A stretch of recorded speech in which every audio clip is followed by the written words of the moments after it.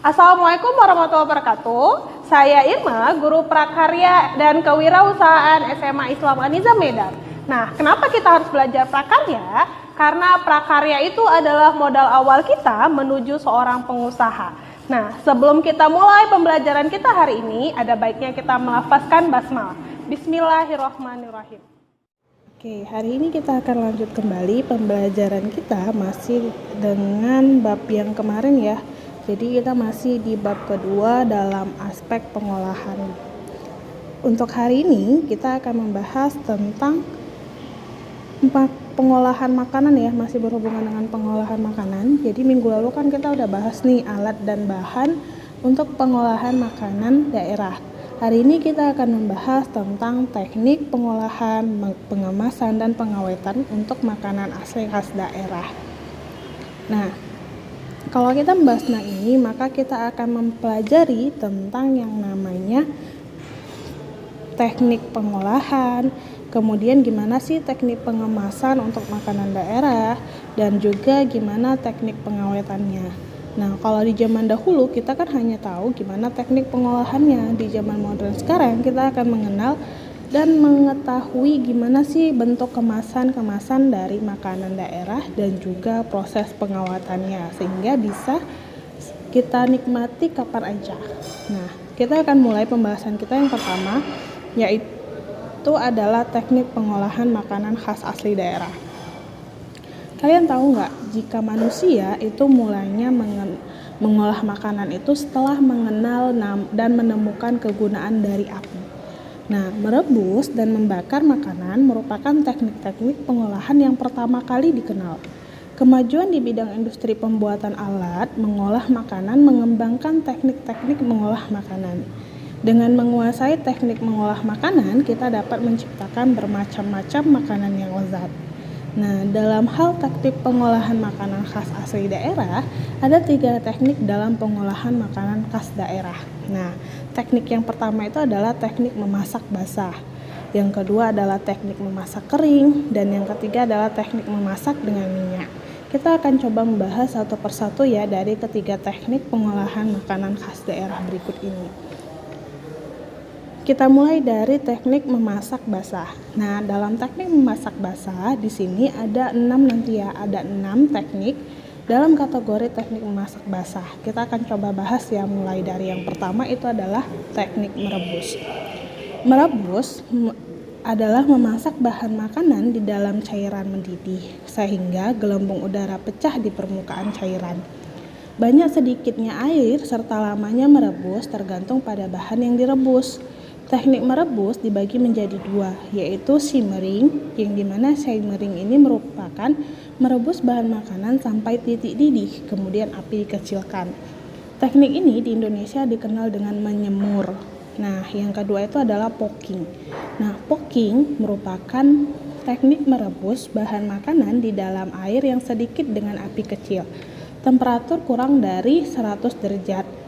Teknik ini diantaranya digunakan untuk merebus ikan dan buah-buahan. Nah, itulah teknik merebus dalam teknik memasak basah. Teknik yang kedua dalam teknik memasak basah itu adalah menyetup atau sering disebut dengan stewing. Nah, menyetup ialah memasak bahan makanan di dalam cairan atau air, kaldu, atau saus dalam jumlah yang hampir sama dengan bahan yang dimasak. Contoh makanan khas asli daerah yang dimasak dengan teknik ini adalah opor ayam dan gulai kambing. Menyetup juga dapat dilakukan pada buah-buahan dengan menggunakan air gula dan kadang diberi aroma dari cengkeh atau kayu manis. Contohnya itu adalah setup pisang. Nah, kita lanjut ke teknik yang ketiga dalam teknik memasak basah itu adalah braising. Nah, braising ini merupakan metode memasak bahan makanan dengan sedikit air kaldu. Braising cocok untuk memasak bahan makanan yang agak keras dan diiris tipis-tipis untuk melembutkan serat-seratnya. Bahan makanan yang dimasak dengan cara braising antara lain adalah daging sapi, ayam, dan itik.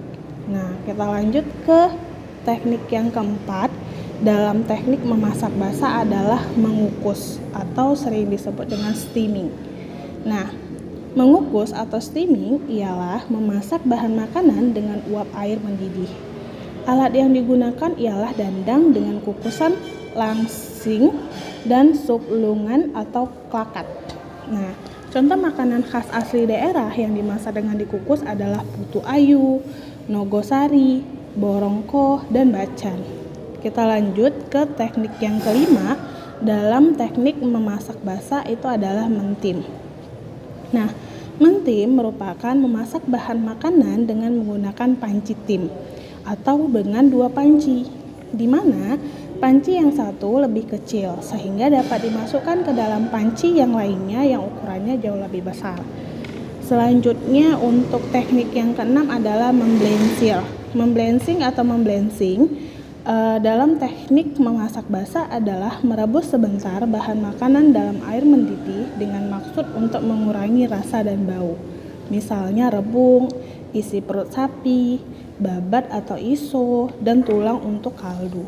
Nah, itulah tadi yang kita bahas tentang teknik memasak basa.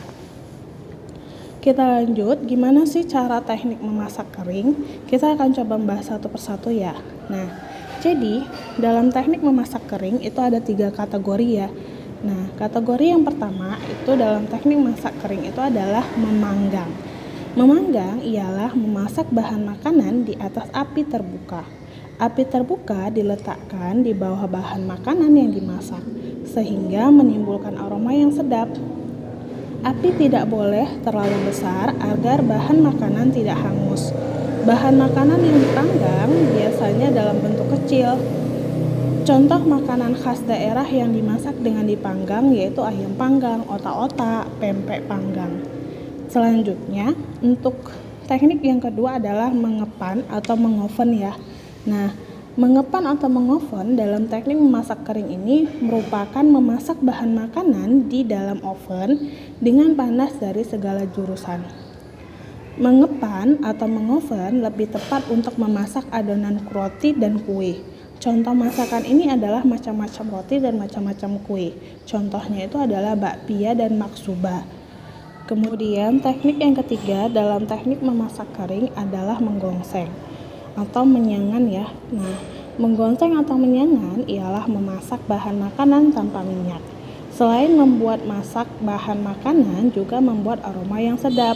Aroma yang digunakan adalah wajan berdasarkan tebal atau kuali dari tanah liat. Seringkali digunakan pasir sebagai pengganti minyak agar panasnya rata. Bahan makanan yang disangrai misalnya kacang tanah, wijen untuk pembuatan mochi atau onde-onde. Selanjutnya, teknik yang ketiga dalam teknik pengolahan adalah teknik memasak dengan minyak. Nah, dalam teknik memasak dengan minyak itu ada 2 kategori jenis teknik ya. Nah, teknik yang pertama dalam teknik memasak dengan minyak adalah menumis. Nah, menumis ialah memasak bahan makanan dengan minyak atau lebih sedikit sambil diaduk. Bumbu yang ditumis akan mengeluarkan aroma yang sedap. Sayuran terasa lebih gurih dan lebih enak. Bahan makanan yang tumis adalah bahan makanan dengan tekstur lembut. Contoh masakan ini adalah tumis kangkung atau mungkin tumisan sayur yang lain ya yang biasa kalian buat atau orang tua kalian atau ibu kalian masak ya. Nah, teknik yang kedua dalam teknik memasak dengan minyak itu adalah menggoreng. Menggoreng ialah memasak dengan makanan di dalam minyak.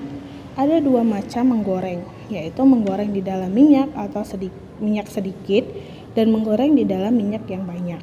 Sebagai contoh, menggoreng di minyak sedikit adalah menggoreng ayam, ikan, tahu, dan tempe. Nah, itulah tadi tentang 2 teknik dari teknik memasak dengan minyak ya. Jadi tadi kita udah bahas teknik pengolahan makanan untuk makanan asli khas daerah. Itu ada 3. Nah, yang pertama itu adalah teknik memasak dengan basah ya.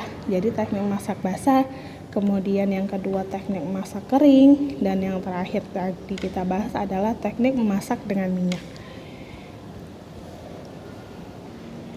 Jadi, selain dari ketiga teknik tadi itu, nah kita kan tadi udah bahas nih kan ketiga teknik itu. Jadi, selain dari ketiga teknik itu, ada nih beberapa istilah gitu kan, atau ada metode memasak yang telah dijelaskan gitu kan, yang berhubungan dengan yang di atas, di mana istilahnya itu yang dipergunakan dalam pengolahan makanan. Yang pertama itu adalah step pertama adalah memfilir atau memfiliting. Nah, memfilir ialah menghilangkan tulang atau duri pada daging ayam atau ikan. Step kedua itu adalah melandir. Melandir ini ialah menjahitkan pita-pita lemak pada permukaan daging yang tidak berlemak sebelum daging tersebut dipanggang agar tidak kering.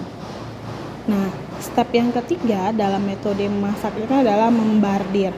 Membardir ialah membungkus daging atau unggas yang tidak berlemak dengan lapisan lemak yang tipis sebelum dimasak agar tidak menjadi kering. Yang keempat adalah menggelasir. Atau mengglazing ya. Nah, mengglazing ini memberi lapisan mengkilap pada makanan. Kue digelasir dengan campuran gula halus dengan putih telur atau agar-agar. Ikan, ayam, daging diglaser dengan gelatin atau agar-agar. Nah, lanjut ya, step kelima itu adalah mengentalkan. Mengentalkan ialah menambahkan bahan pengental pada masakan yang cair sehingga menjadi masakan yang kental. Bahan pengental yang dikenal yang digunakan contohnya adalah macam-macam tepung, macam-macam zat pati, agar-agar, telur, dan gelatin. Selanjutnya, step keenam adalah menjernihkan. Biasanya menggunakan bahan penjernih, contohnya itu adalah putih telur. Contoh cara menjernihkan dengan putih telur ialah dengan putih telur dikocok sebentar kemudian dituangkan ke dalam cairan yang akan dijernihkan sambil dipanaskan dan diaduk sebentar. Kotoran akan terikat pada putih telur yang membeku dan akan terapung kemudian disaring dengan kain yang halus. Step yang ketujuh adalah mengocok. Contoh bahan makanan yang perlu dikocok untuk pengolahan makanan khas daerah adalah telur. Kocokan telur digunakan sebagai bahan untuk pembuatan aneka kue khas daerah seperti maksuba, bika ambon, dan lapis legit. Step yang ke-8 adalah memarinir. Nah, memarinir ini merupakan merendam bahan makanan di dalam cairan berbumbu agar bahan makanan tersebut lebih enak dan tidak segera basi. Step yang ke-9 adalah mengisi. Mengisi dalam hal ini adalah mengisi bahan makanan dengan daging, ayam, atau ikan yang dicincang. Selanjutnya step yang ke-10 dan step terakhir dalam istilah yang digunakan dalam pengolahan makanan ini adalah memanir. Memanir ialah memberikan lapisan kulit pada makanan dengan menggunakan telur dan tepung panir, kemudian digoreng. Nah, contoh dari memanir ini kan bisa kalian lihat di jenis kue ya, ataupun yang sering kita lihat atau kita makan itu adalah jenis kue risol. Nah, itulah tadi mengenai tentang teknik pengolahan makanan asli khas daerah. Kita akan lanjut tentang konsep gimana sih pengemasan makanan khas asli daerah. Jadi, kita harus mengenal dulu nih gimana sih atau apa sih itu dengan yang dimaksud dengan pengemasan. Pengemasan merupakan salah satu tahapan yang memegang peranan penting dalam usaha pengolahan makanan. Makanan khas daerah pada masa lampau biasanya dikemas dengan menggunakan kemasan tradisional seperti kendil dari tanah liat, daun pisang, anyaman daun kelapa, dan kelobot jagung. Seiring perkembangan zaman dan teknologi, kemasan makanan pun berkembang terus-menerus. Saat ini, makanan khas daerah banyak dikemas menggunakan kertas, plastik, gelas atau kaca, aluminium foil, dan ada pula yang dikemas dengan mengkombinasikan dengan kemasan tradisional. Ragam kemasan makanan khas daerah yang sering dijumpai diantaranya adalah menggunakan daun pisang, daun kelapa, dan daun jati. Untuk kita lebih memahami nih, kita akan coba lihat nih beberapa kemasan makanan khas daerah dari aneka daun. Jadi bisa kita perhatikan ya dalam slide ini ya. Jadi di sini yang pertama itu adalah lontong. Nah, lontong ini dia terbuat dari dibungkus atau dikemas dengan daun pisang. Kemudian yang kedua ada lapet ketan. Nah, lapet ketan ini dibungkus dengan daun kelapa. Kemudian Untuk yang makanan ketiga itu adalah lapet jagung. Nah, lapet jagung ini dibungkus oleh kelobot jagung, atau kita bisa bilang itu adalah kulit jagung. Jenis makanan yang keempat adalah bacang. Bacang ini dapat kalian lihat ya, di sini dibungkus dengan daun bambu. Dan yang terakhir dalam makanan khas asli daerah yang masih kita lihat itu adalah tapai ketan. Nah, tapai ketan ini dibungkus dengan daun jambu air ya. Nah, pengemasan dilakukan untuk menyiapkan barang menjadi siap untuk ditransportasikan, didistribusikan, disimpan, dijual, dan dipakai. Adanya wadah atau kemasan dapat membantu mencegah atau mengurangi kerusakan, melindungi produk yang ada di dalamnya, melindungi dari bahaya pencemaran dan gangguan fisik, mulai dari gesekan, benturan, getaran. Nah, dari segi promosi kemasan berfungsi sebagai perangsang atau daya tarik pembeli. Oleh karena itu, bentuk, warna, kemudian dekorasi, lalu dari kemasan itu perlu kita perhatikan ya dengan teliti. Jadi, untuk mengetahui kriteria tersebut, yang harus kita perhatikan dalam pemilihan kemasan itu, yang pertama dapat kita bahas ya. Jadi yang pertama itu, bahan kemasan atau wadah penyajian itu harus mampu melindungi isinya dari berbagai resiko yang timbul akibat dari gangguan luar ya. Misalkan tadi mulai dari getaran, goncangan, tindihan, itulah dia. Kemudian step yang kedua itu adalah bahan kemasan tidak berbau. Kemudian step yang ketiga adalah bahan kemasan atau wadah itu memiliki daya tarik terhadap konsumen. Jadi terkadang konsumen itu tertarik untuk mencoba produk kita dengan bentuk kemasan yang unik dan menarik untuk dilihat. Yang step keempat adalah bahan kemasan atau wadah penyajian itu mudah didapat. Yang kelima, step kelima, dalam kemasan atau wadah disertakan label yang memuat nama produk, tanggal, nama produsen, berat bersih, komposisi, merek dagang, tanggal kadaluarsa, dan efek sampingnya. Nah, itu tadi yang udah kita bahas gimana sih konsep pengemasan. Jadi kita udah bahas tentang teknik pengolahan dan teknik pengemasan. Jadi kita akan bahas selanjutnya tentang pengawetan makanan khas asli daerah ya. Jadi tidak semua ya makanan asli khas daerah itu dapat bertahan lama, sehingga harus diawetkan. Tujuan utama dari pengawetan makanan khas asli daerah adalah untuk memperpanjang masa simpan makanan. Berikut akan kita coba bahas ya. Jadi ada 4 teknik untuk pengawetan dalam makanan khas asli daerah. Jadi teknik yang pertama itu adalah pengawetan dengan teknik pendinginan. Nah, salah satu proses usaha untuk mengawetkan adalah dengan menyimpan bahan makanan di dalam lemari pendingin, yaitu kulkas atau freezer. Di mana freezer ini diartikan sebagai pembeku ya, biasanya di lemari es yang paling atas. Nah, lemari pendingin memiliki suhu yang rendah. Cara pengawetan makanan dengan suhu rendah ada 2 macam ya, yaitu pendinginan cooling dan pembekuan freezing. Nah, buah-buahan dan sayur-sayuran juga memerlukan suhu penyimpanan tertentu. Suhu di mana produk mempunyai keawetan yang paling lama disebut suhu optimum. Jika penyimpanan dilakukan di bawah suhu optimum atau di tempat yang terlalu dingin, buah-buahan dan sayur-sayuran akan mengalami kerusakan yang sering disebut dengan ceiling injury. Nah, apabila penyimpanan buah dan sayuran dilakukan di atas suhu optimum atau pada suhu yang terlalu hangat juga tidak akan menghasilkan keawetan. Selanjutnya kita akan bahas jenis pengawetan yang kedua, yaitu pengawetan dengan suhu tinggi. Pengawetan dengan panas sebenarnya sudah lama digunakan, sejak manusia dikenalkan dengan istilah memasak. Pemanasan yang baik adalah secukupnya agar nilai gizi yang hilang tidak terlalu banyak. Nah, itulah jenis pengawetan dengan suhu tinggi ya. Selanjutnya untuk teknik pengawetan yang ketiga itu adalah pengawetan dengan pengeringan. Pengeringan adalah suatu metode untuk mengeluarkan atau menghilangkan sebagian air dari suatu bahan dengan cara menguapkan air tersebut dengan menggunakan energi panas. Biasanya kandungan air bahan tersebut dikurangi sampai suatu batas agar mikroba tidak dapat tumbuh lagi di dalamnya. Keuntungan produk hasil pengeringan adalah awet, lebih ringan, volume lebih kecil sehingga memudahkan penyimpanan dan transportasi, serta menimbulkan cita rasa yang khas. Selain itu, banyak bahan yang hanya dapat digunakan apabila telah dikeringkan, misalnya kopi, teh, dan biji-bijian. Itulah lanjut ke teknik pengawetan yang keempat, itu adalah pengawetan dengan bahan kimia. Nah, dalam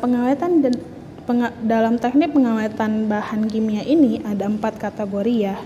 Jadi kita bahas satu persatu.